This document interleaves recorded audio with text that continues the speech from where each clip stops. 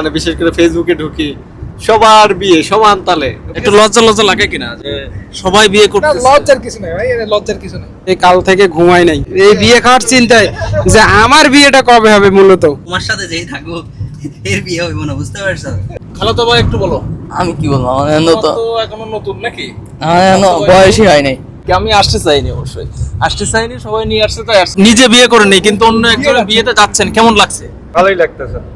লজ্জা পাচ্ছেন কিনা? মজা পাওয়ার কি আছে? আচ্ছা, বিয়েতে একজনের বিয়েতে নাকি, কিন্তু সবথেকে মজার বিষয় হলো যে এখানে কেউ কিন্তু বিয়ে করেনি নাকি। যদি আমরা এখানে আছি কয়জন, 7 জন, এই 7 জনের ভিতরে যদি একজন বিবাহিত থাকতো তাহলে বিষয়টা ভিন্ন ছিল।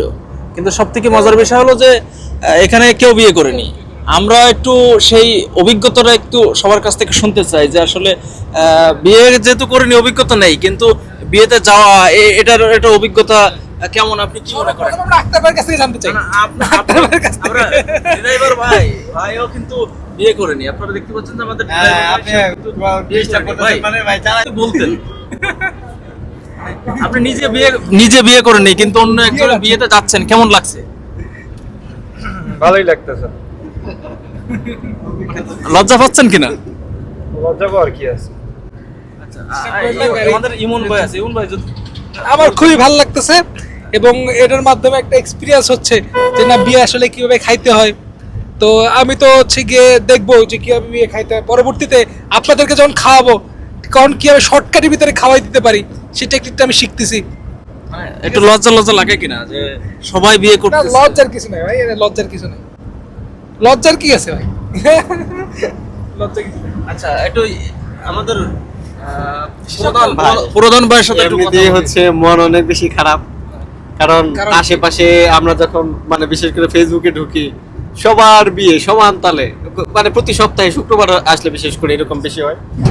তবে এই যে এত দুঃখ এত কষ্ট নিয়ে আমরা নতুন আরেকটি বিয়েতে যাচ্ছি, খাচ্ছি, তবে এই খাবারটা আসলে কত কষ্ট করে আমরা ঢুকাই ভিতরে, এটা আসলে বলার কোনো ভাষা রাখে না।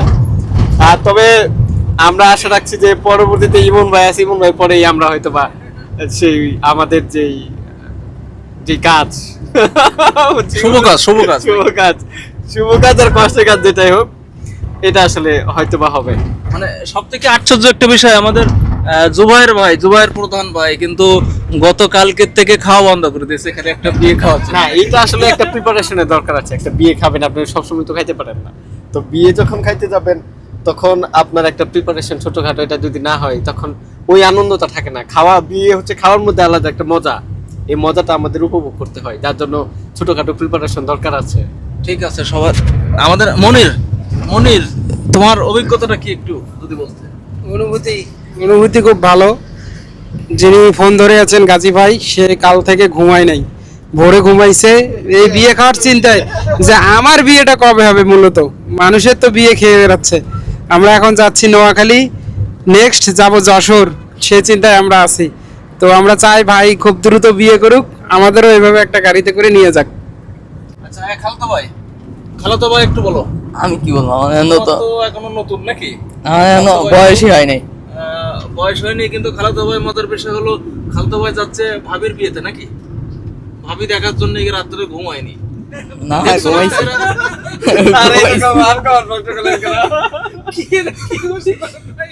খালাতো ভাই লজ্জার কিছু নেই, খালাতো ভাই আসলে এটা স্বাভাবিক বিষয়, কারণ ভাবি অন্যরকম।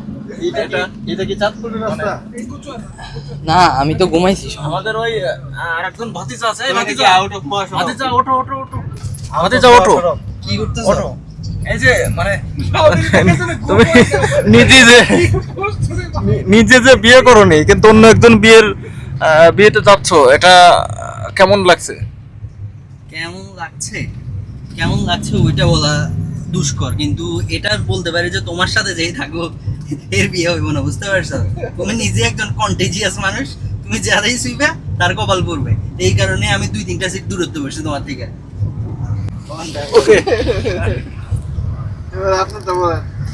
আমরা আছি প্রায় না সব মিলে 7 জন। তার ভিতরে ইমন ভাই গতকাল এবং গত পরশু রাত থেকে কিন্তু ঘুম হয়নি, শুধু কখন যাব এই চিন্তায়। এরপর আমাদের জুবাইর প্রধান ভাই খাওয়া দাওয়া বন্ধ। জুবাইর প্রধান হচ্ছে খাওয়া দাওয়া বন্ধ, মনের ঘুম নেই। আর আমাদের খালতো ভাই যেটা আছে এর ভাবি দেখার জন্য পুরোটাই রাতটাই মানে অস্থির হয়ে গেছে। আর ভাতিজা হচ্ছে পথে এসে বসেছিল যে রবিন ভাইয়ের বিয়েতে যাবে, তাই নাকি ভাতিজা? ঠিক আছে। আর আমার অভিজ্ঞতা হচ্ছে যে সবাই আমাকে মানে নিয়ে আসছে আর কি, আমি আসতে চাইনি, অবশ্যই আসতে চাইনি, সবাই নিয়ে আসছে তাই আসছি নাকি। আমার অত ইচ্ছা ছিল না, কিন্তু মনের জন্য আমি আসলাম।